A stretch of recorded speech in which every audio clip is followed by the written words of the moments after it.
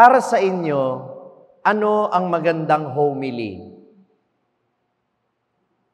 Para dun sa iba, maganda daw yung homily na nakaka-inspire at saka nakaka-motivate. Para naman sa iba, gusto nila yung mga homily na tinatamaan sila o medyo nakakakonsensya. Yung iba naman, ang mas gusto nilang homily yung maraming kwento o kaya may mga patawa. O kaya naman, yung kombinasyon ng lahat ng ito. Meron namang iba na gusto formal at maraming aral. Ano po para sa inyo ang magandang homily? At kung tatanungin ko kayo, yun po bang magandang homily ay nakadepende sa kung ano ang naramdaman ninyo pagkatapos nito? Ang ganda ba ng isang homily ay nakadepende lamang sa mensahe nito? O ang magandang homily ay yung may kakayanan na baguhin yung ating pagkatao?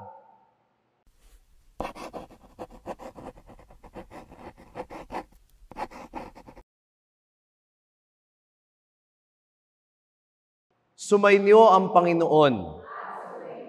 Ang mabuting balita ng Panginoon ayon kay San Lucas.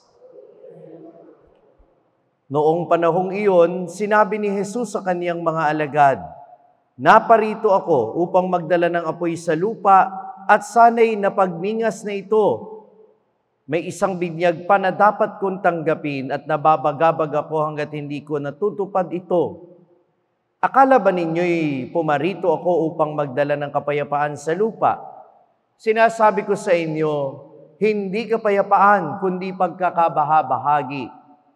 Mula ngayon, ang 5 katao sa isang sambahayan ay mababahagi.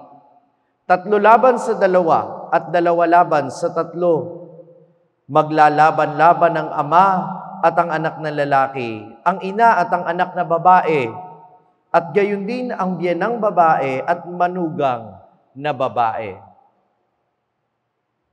Ang mabuting balita ng Panginoon.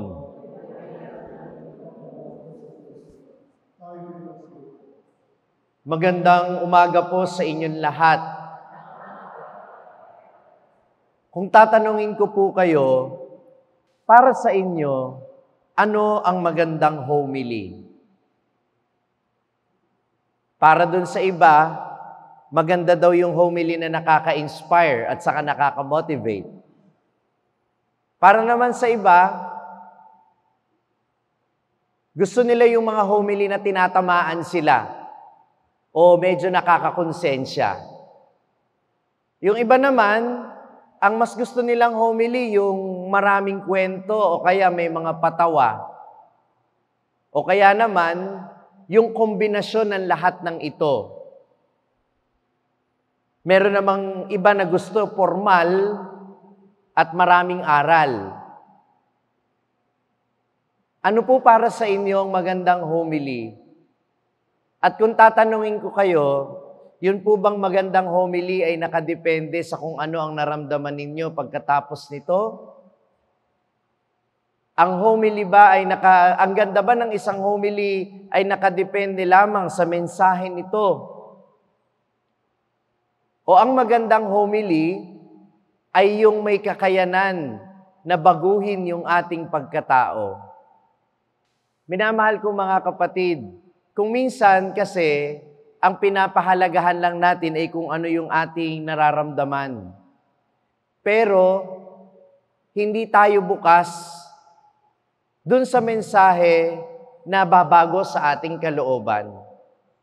Nais ko ipaalala sa inyo na ang salita ng Diyos ay hindi ipinapahayag para magustuhan natin.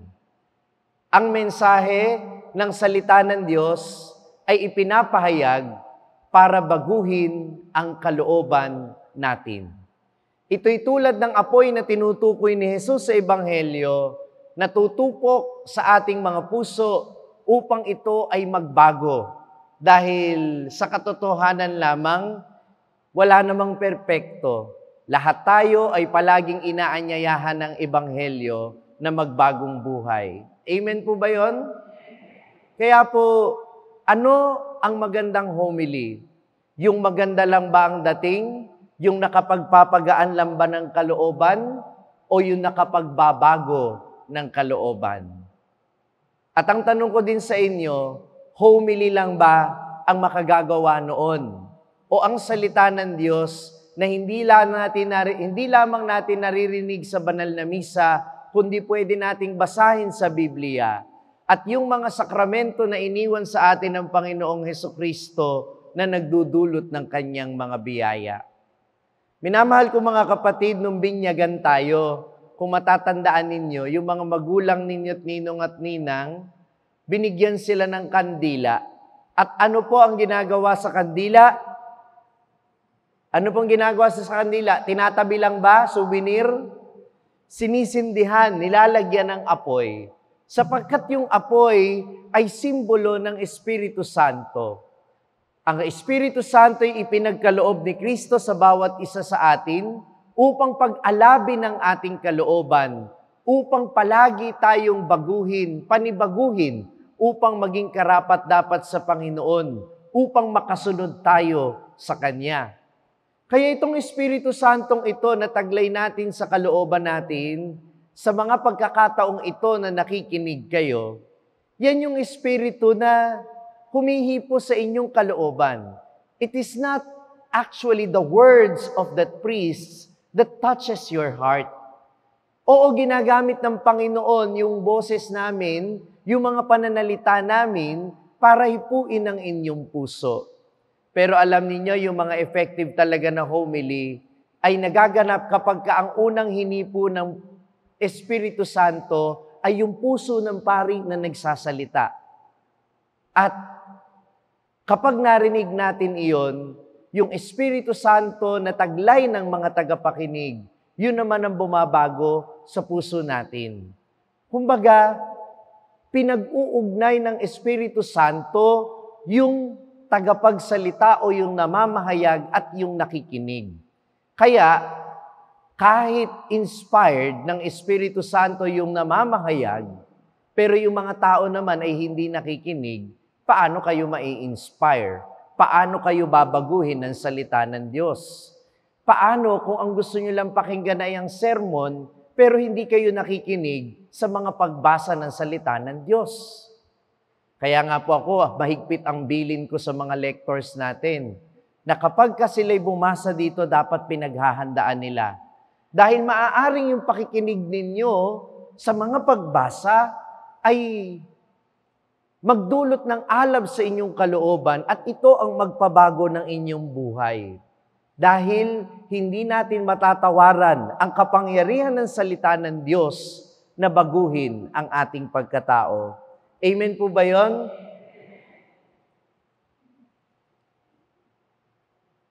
Sa kasaysayan ng simbahan, may mga santo na binago po ng salita ng Diyos.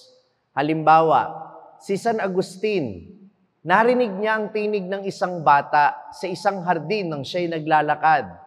Tolle lege, tolle lege. Pakiulit nga po. Tolle lege. At anong ibig sabihin nun? Take and read. Kunin mo at basahin mo.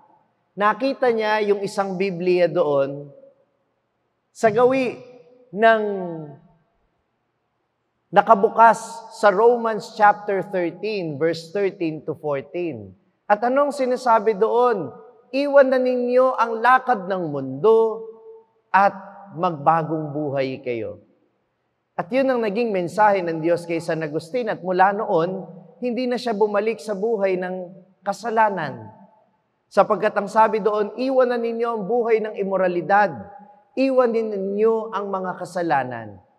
At yon ay bumago sa kanyang kalooban.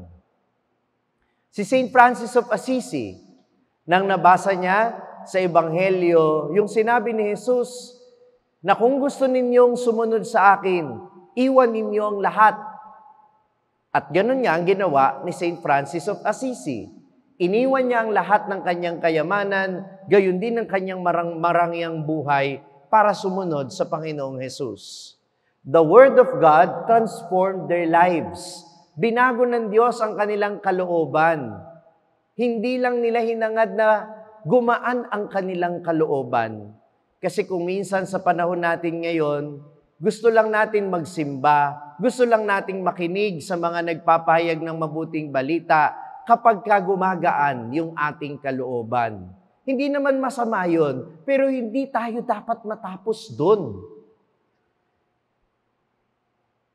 Minsan binibiro ko yung mga parishioners na mahilig lumipat ng ibang parokya. Ano ba meron doon sa pari doon na wala sa amin dito? Kasi Father, nakakagaan ng loob yung sermon eh. So gusto mo, hinihilot lang yung loob mo. Pagka nakukonsensya ka na, kapag ka tinatawagan ka ng magbagong buhay, kapag tinatamaan ka na, ayaw mo na. O kaya naman, kapag yung pari ay nagbibigay ng kanyang mga kritisismo laban sa mga political systems o sa mga social issues, ayaw mo. Kasi meron kang political biases. O kaya naman, ang gusto mo lang, yung mga Bible verses na nakapagpapagaan ng kalooban. Tulad ng, lumapit kayo sa akin, kayong mga napapagod at pagiginawain ko kayo. At ito yung favorite natin. Kumatok kayo at kayo'y pagbubuksan. Humingi kayo at kayo'y bibigyan. Pero pag sinabi na ni Jesus na magpatawad kayo, ibigin ninyo ang inyong mga kaaway, kayo ang magbigay ng pagkain sa inyong mga kapatid na nagugutom, abay parang wala na tayong naririnig. At madalas sa madalas, hindi natin pinapansin.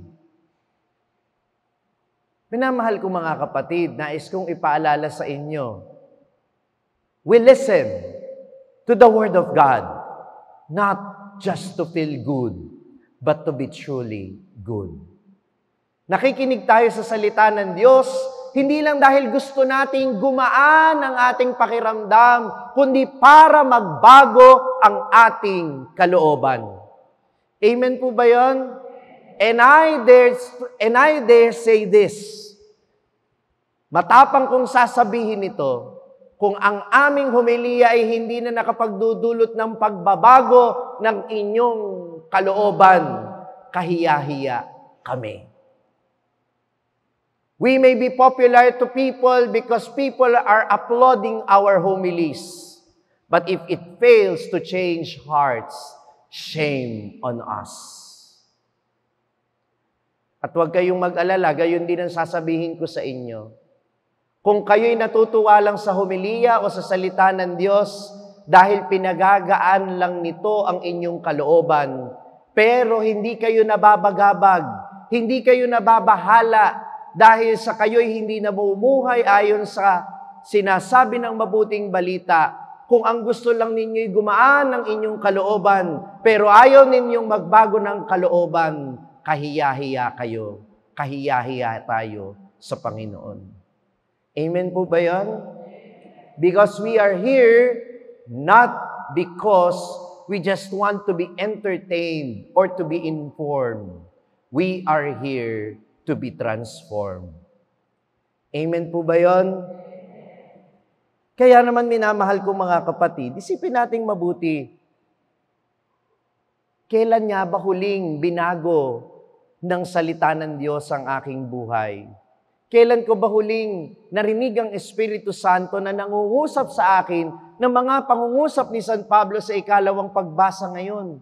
Anong sabi doon? Talikuran na natin ang mga kasalanan at anumang humahadlang sa atin para makamit ang buhay na walang hanggan.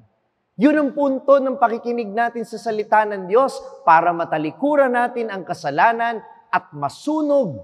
Yun ang apoy na dala ni Jesus, masunog ang anumang hadlang para sa buhay na walang hanggan. And if that doesn't happen, then we are just like those persecutors of the prophet Jeremiah in the first reading today. Tinalikuran nila si Propeta Jeremias, alam ninyo kung bakit? Kasi yung ipinapahayag niya ay hindi nagtutugma sa gusto nila. And sometimes we tend to be like that. We cancel priests who gives homily that doesn't fit to our taste.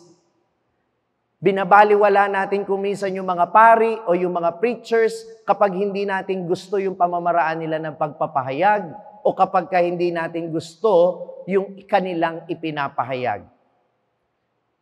But mind you, if you will only listen even to the priests that you don't like, even